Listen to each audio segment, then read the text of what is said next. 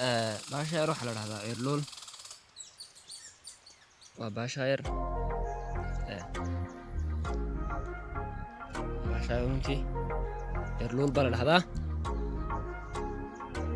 miyigay joogta baasha yari waxaa la dhahdaa cirlool.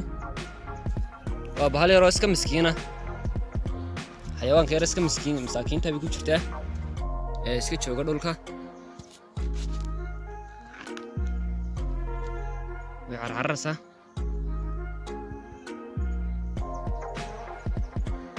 taas kaameradan ku dhaweynayaasu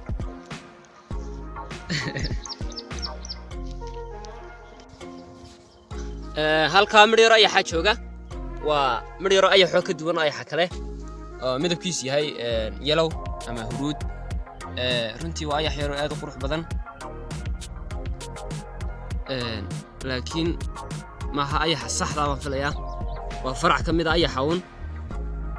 haddaad ku soo dhaweyso waad arkaysayo ma dhaqaaqayo. waa iska miskiin, ilaahay.